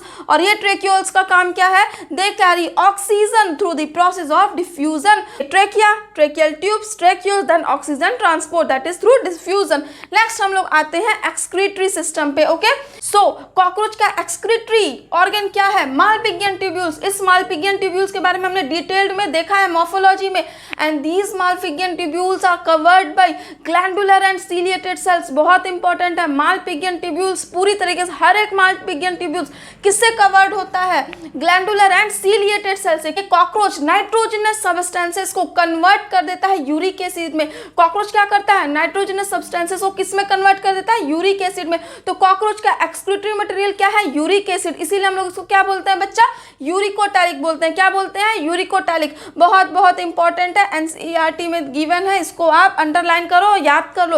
अदर देन मालपिगियन ट्यूब्यूल्स और क्या क्या एक्सक्रीटरी ऑर्गन्स होते हैं, fat body, nephrocytes and uricose gland. बोलो मेरे साथ, क्या क्या है, fat body, nephrocyte and uricose gland. क्या क्या है, fat body, nephrocyte and uricose gland, और साथ साथ में मालपिगियन ट्यूब्यूल। सो हम स्टार्ट करते हैं मेल से, फटाफटाक से मेरे साथ याद करते चलो। 4 to 6 चैम्बर, 4 to 6 चैम्बर में 4 to 6 सेगमेंट में क्या होता है, टेस्टिस होता है। 4 to 6 सेगमेंट में testis, and this testis open into vast different. Testis कहाँ खुलेगा, वास्ट डिफरेंस में। वास्ट डिफरेंस कहाँ खुलेगा, इजैकुलेटरी डक्ट में। और ये इजैकुलेटरी डक्ट किसके थ्रू खुलता है, सेमिनल वेसिकल्स के थ्रू खुलता है। होता है, क्या हुआ 4 to 6 में टेस्टिस, टेस्टिस खुला वास डिफरेंस में, वास डिफरेंस खुला आपका इजैकुलेटरी डक्ट में, थ्रू किसके थ्रू, सेमिनल वेसिकल्स के थ्रू। अब ये इजैकुलेटरी डक्ट में क्या होता है, मेल जीनोफोर होता है, क्या होता है, मेल जीनोफोर, और ये वेंट्रल टू एनस होता है, बहुत इंपॉर्टेंट पॉइंट मार्क कर लो, male genophore is present ventral to anus in ejaculatory duct. अब हम आते हैं 6 to 7 सेगमेंट से मशरूम ग्लैंड होता है, बहुत बहुत इंपॉर्टेंट मार्क कर लो, क्वेश्चन पूछ सकता है। मेल्स में मशरूम ग्लैंड प्रेजेंट होता है, M for male, M for mushroom gland कहाँ होगा 6 to 7 में, कहाँ होगा 6 to 7 में मशरूम ग्लैंड। ऊपर हमने देखा 4 to 6 में टेस्टिस, तो 6 के बाद क्या आता है आपका 6 to 7, that is mushroom gland. So next हम देखते हैं एक्सटर्नल ऑर्गन्स में, एक्सटर्नल रिप्रोडक्टिव ऑर्गन्स या फिर एक्सटर्नल जेनिटेलिया ऑर्गन्स में हम देखते हैं कॉकरोच के क्या होगा मेल में, मेल गोनापोफाइसिस, क्या होगा मेल गोनापोफाइसिस, इसी को हम लोग बोलते हैं फेलोमियर, बहुत बहुत इंपॉर्टेंट है, क्वेश्चन पूछ सकता है फेलोमियर क्या होता है, मेल गोनापोफाइसिस ही फेलोमियर है, और ये क्या है काइटिनियस एसिमेट्रिकल स्ट्रक्चर है। फेलोमियर क्या है बच्चों, काइटिनियस एसिमेट्रिकल स्ट्रक्चर, और फेलोमियर को क्या बोलते हैं हम लोग, मेल गोनापोफाइसिस, क्या बोलते हैं male gonapophysis. Sperm is stored in seminal vesicle, question पूछ सकता है, अगेन ये बहुत इंपॉर्टेंट है, स्पर्म कॉकरोच में कहाँ स्टोर होता है, सेमिनल वेसिकल्स में, कहाँ स्टोर होता है सेमिनल वेसिकल्स में, ओके। और ये स्पर्म्स जो है एक दूसरे से कनेक्ट होकर के चिपक करके बंडल बनाते हैं, और इस बंडल को हम लोग बोलते हैं स्पर्मेटोफोर, क्या बोलते हैं स्पर्मेटोफोर। स्पर्मेटोफोर क्या है बेसिकली, ढेर सारे स्पर्म मिलके जब चिपक जाते हैं तो एक बंडल बनाते हैं, उस बंडल को हम लोग बोलते हैं स्पर्मेटोफोर। नेक्स्ट हम आते हैं female reproductive organ. Female reproductive organ में क्या होता है 2 to 6, मेल में क्या था 4 to 6, फीमेल में क्या होता है 2 to 6, 2 to 6, 2 लार्ज ओवरीज होती हैं, 2 से 6 चैम्बर तक क्या होती हैं 2 लार्ज ओवरीज होती हैं, और ओवरी में क्या होगा ओवा होगा, ओवरीज में क्या होगा ओवा। दीज ओवरीज है फेलोपियन ट्यूब, इन ओवरीज में क्या होता है फेलोपियन ट्यूब, और ये फेलोपियन ट्यूब आपस में मिलकर एक सिंगल मीडियन ओविडक्ट बनाता है, क्या बनाता है सिंगल मीडियन फेलोपियन ट्यूब या फिर सिंगल मीडियन ओविडक्ट। बहुत इंपॉर्टेंट याद रखना, फीमेल कॉकरोच में सारे ओविडक्ट मिलकर के एक सिंगल मीडियन ओविडक्ट बनाते हैं, और उसी को हम लोग वेजाइना भी बोलते हैं, उसी को हम लोग क्या बोलते हैं vagina, and that open into genital chamber, and this vagina single median oviduct कहाँ खुलता है जेनिटल चैम्बर में, कहाँ खुलता है जेनिटल चैम्बर, बहुत इंपॉर्टेंट। नेक्स्ट सिक्स्थ सेगमेंट में पेयर ऑफ स्पर्मेथिका प्रेजेंट होता है। सिक्स्थ चैम्बर में क्या प्रेजेंट होता है, फीमेल के सिक्स्थ चैम्बर में स्पर्मेथिका, स्पर्मेथिका देख के मेल मत लगा के आ जाना, स्पर्मेथिका, थीका जहाँ भी थीका है स्पर्मेथिका क्या बोल रहा है फीमेल की बात कर रहा है, कहाँ होगा सिक्स्थ में होगा, और ये पेयर ऑफ स्पर्मेथिका पेयर है याद रखना, and this pair of spermatheca भी कहाँ खुलेगा जेनिटल चैम्बर। वेजाइना भी कहाँ खुल रहा था जेनिटल चैम्बर में, स्पर्मेथिका भी कहाँ खुलेगा जेनिटल चैम्बर में, और स्पर्मेथिका कहाँ प्रेजेंट होता है सिक्स्थ चैम्बर में। आई बात समझ में। सो ये जो स्पर्मेटोफोर था ना हमारा नहीं कॉकरोच का, ये जो कॉकरोच का स्पर्मेटोफोर था, जब ये फर्टिलाइज करता है एग से, तो वो जो फर्टिलाइज्ड एग होता है उसके कैप्सूल को हम लोग ऊथीका बोलते हैं, बहुत इंपॉर्टेंट। फर्टिलाइज्ड एग के कैप्सूल को क्या बोलते हैं बच्चा ऊथीका। किसमें फीमेल कॉकरोच में फर्टिलाइज्ड एग है capsule, that is known as ootheca. और ये ऊथीका कैसा होता है red, dark red to dark brown colour का होता है। फीमेल कॉकरोच का ऊथीका फर्टिलाइज्ड एग कैसा होता है dark red dark brown colour का होता है, और इसकी साइज कितनी होती है 8 मिलीमीटर लॉन्ग। कैसा होता है ये 8 मिलीमीटर, याद रखो बहुत इंपॉर्टेंट है, कैसा 8 मिलीमीटर लॉन्ग होता है, बहुत इंपॉर्टेंट पॉइंट है, इसको याद कर लो रट जाओ, ये क्वेश्चन पूछ सकता है। फीमेल कॉकरोच 9 से 10 ऊथीका प्रोड्यूस करती है on an average. Female cockroach कितना ऊथीका प्रोड्यूस करती है 9 to 10 ऊथीका, और ईच ऊथीका हर ऊथीका में 14 to 16 एग्स होते हैं। आई बात समझ में, 9 to 10 ootheca is produced and each ootheca है 14 to 16 एग्स। कितने एग्स होते हैं 14 to 16 एग्स। हो गया मेल एंड फीमेल। अब हम लोग आते हैं रिप्रोडक्शन। नेक्स्ट हम आते हैं कॉकरोच के developmental stage, that is पोरोमेटाबोलस। Cockroach का डेवलपमेंट कैसा होता है पोरोमेटाबोलस। पोरोमेटाबोलस मतलब क्या होता है कि कॉकरोच का जो डेवलपमेंट होता है बच्चा वो एक निम्फल स्टेज से होकर गुजरता है। कैसे होता है डायरेक्ट डेवलपमेंट नहीं होता है, कॉकरोच में इनडायरेक्ट डेवलपमेंट होता है। इनडायरेक्ट डेवलपमेंट मतलब बीच में एक निम्फल स्टेज आता है। क्या आता है निम्फल स्टेज आता है, बहुत बहुत इंपॉर्टेंट। दिस निम्फल स्टेज 13 बार मोल्टिंग करता है, क्वेश्चन पूछ सकता है। कॉकरोच में क्या होता है पैरोमेटाबॉलस होता है मतलब मॉल्टिंग होता है, मतलब कितनी बार मॉल्टिंग होता है, 13 बार मॉल्टिंग होता है। निम्फल स्टेज 13 बार मॉल्टिंग करता है तो क्या बनता है, एडल्ट बनता है। ओके, और बहुत बहुत important, next to last nymphal stage, जो लास्ट निम्फल स्टेज का जो पहला वाला होता है ना, next to last nymphal stage है wings pad. Next to last, अंत से एडल्ट बनने से पहला वाला जो निम्फल स्टेज है उसमें विंग्स पैड होते हैं, लेकिन एडल्ट में विंग्स बन चुके होते हैं। आई बात समझ में। नेक्स्ट हम लोग आते हैं, आई होप यहाँ तक क्लियर होगा। नेक्स्ट हम लोग आते हैं next and last, nervous system. बहुत बहुत इंपॉर्टेंट, यहाँ से क्वेश्चन पूछ सकता है और पिछले सालों में भी पूछा हुआ है। नर्वस सिस्टम, नर्वस सिस्टम में क्या होता है, कॉकरोच के फ्यूज्ड सेगमेंटली अरेंज्ड गैंग्लिया होती है।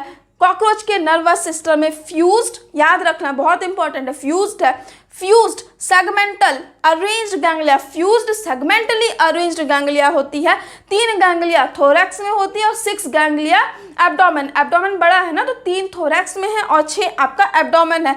बहुत बहुत इंपॉर्टेंट, कॉकरोच का जो नर्वस सिस्टम है वो थ्रू आउट द बॉडी होता है। कहाँ होता है, थ्रू आउट द बॉडी होता है, ब्रेन में, हेड में इसका बहुत ही मिनिमल थोड़ा सा पार्ट होता है। और हेड में जो नर्वस सिस्टम होता है उसको हम लोग बोलते हैं सुप्रा इसोफेजियल गैंग्लियन।